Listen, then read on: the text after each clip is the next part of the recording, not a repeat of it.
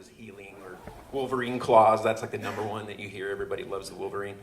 But I talked about like bees, being able to just shoot angry bees from your fingertips at anybody that angered you or you felt deserved it. Or like maybe there's too many people in the line at the DMV, so you just release some bees and clear the line a bit.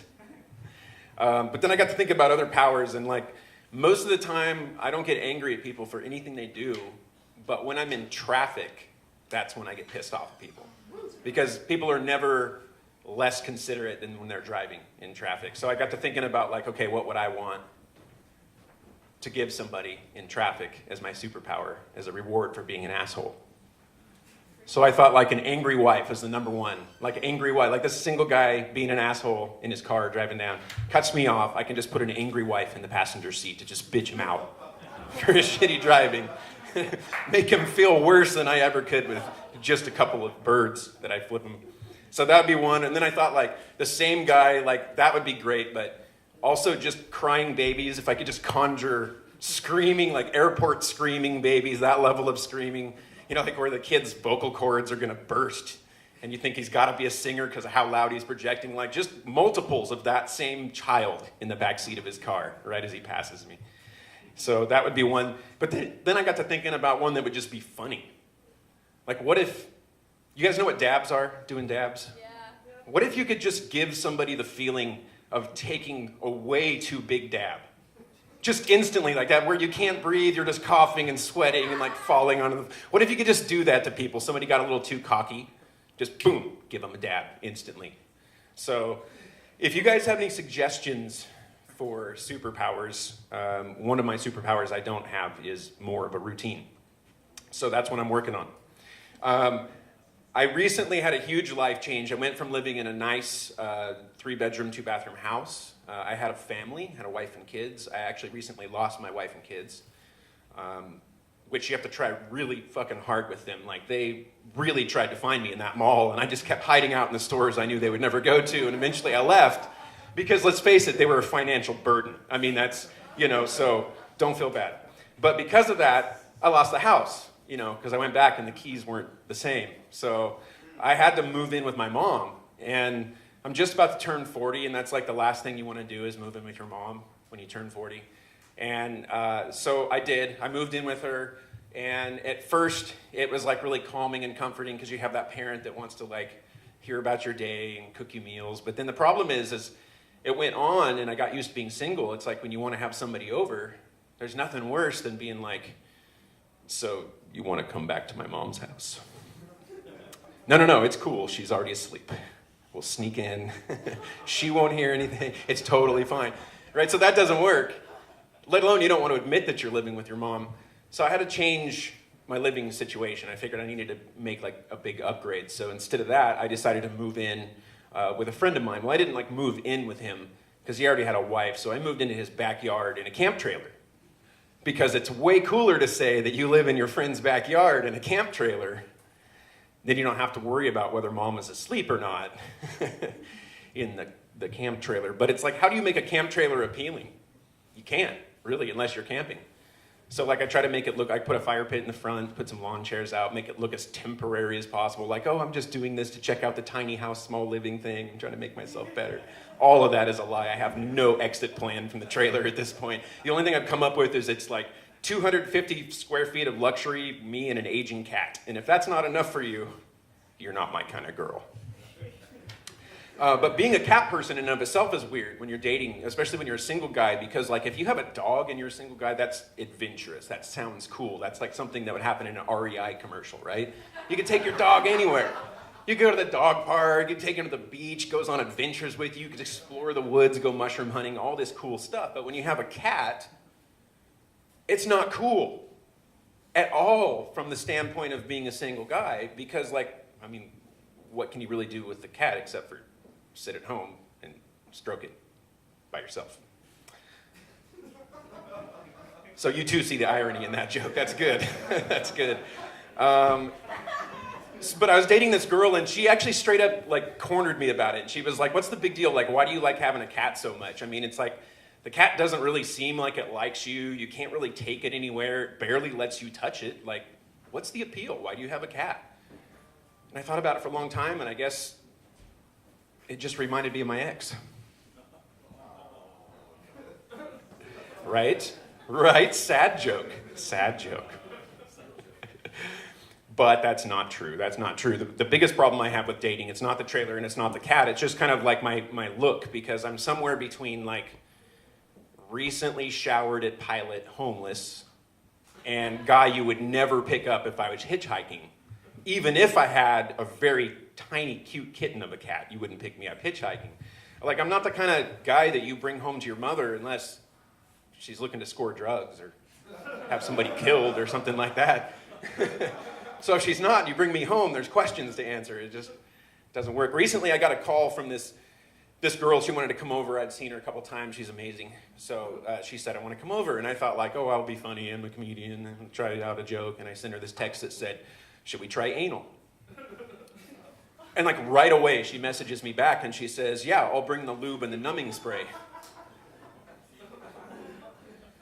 So now I've like painted myself into a corner because I have no idea how big her strap-on is. It's like, what have I gotten into myself? Yeah. I got a story for you guys. I like to always end it with a story. Here's a great story about a bachelor party that I went to. It was a bunch of guys in their late 30s. Every one of us at the time was either married or coupled up. So when you have a group of middle 30 aged men going on a bachelor party, you could say that these guys have something to prove, okay? They're out of the house, like approved by their wife, and they're together, unchecked, unsupervised.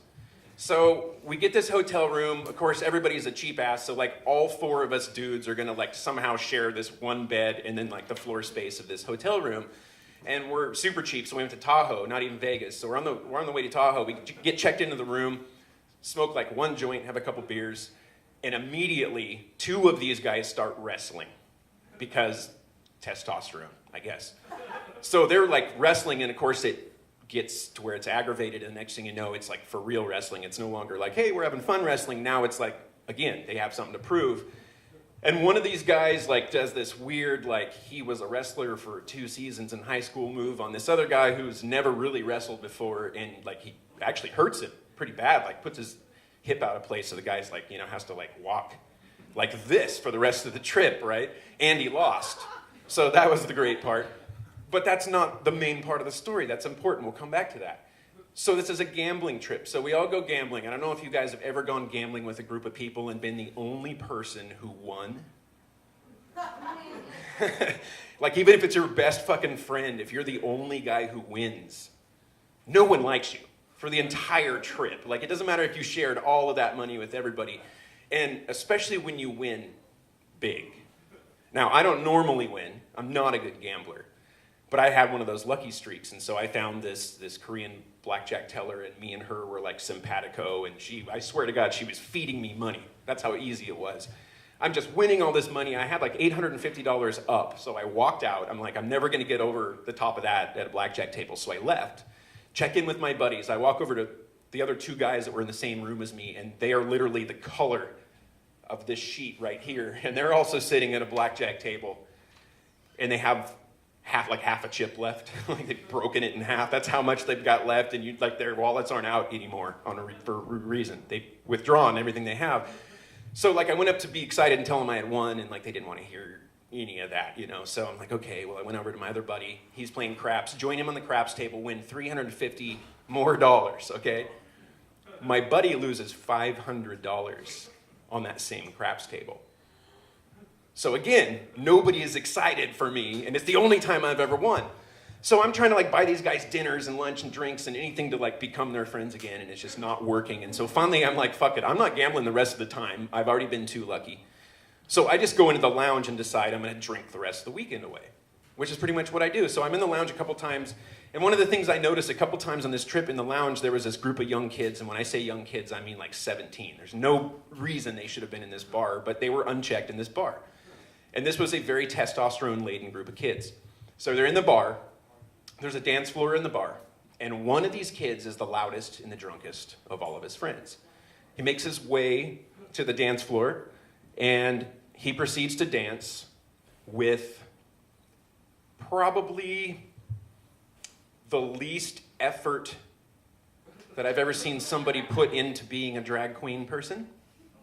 Like, it was like somebody lost a bet. It wasn't like a real drag queen. It was like Mr. Miyagi in a dress, pretty much. And this guy was Asian and very, much had the same stubble level I have now. This drunk kid had no idea, though, because he was so drunk he couldn't see the stubble, and it was a beautiful Asian woman. So he's dancing with this drag queen, and it's going really well for him. And the next thing you know, they're making out on the dance floor, and I'm watching this whole thing like it's a free show. This kid brings Mr. Miyagi over to his table of friends because he's proud. He wants to show off the hookup on the dance floor. He goes over to the table of friends. They all look horrified. Right away, they know that he doesn't know. So he's like bragging and telling them all and everything, and Mr. Miyagi's there smiling, just not saying anything. And the whole group is like just not sure what to do, and this one girl leans forward, and I can see her mouth the words in his ear.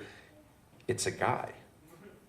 And I got to watch this kid go through every human emotion in the process of 7 seconds. He went from disbelief to terror to anger to immediate shock, and then he just started crying. And I shit you not, he just started crying. Mr. Miyagi left. Didn't even look fazed by the thing at all, just went right back to the dance floor. Kid goes up to the bar. He sits next to me at the bar, sobbing. And I want to say something to make him feel better. And just then, my friend from the beginning of the story comes walking in. And I told the kid, don't feel bad. He got my friend last night. All right, everybody, keep it going for Matty J.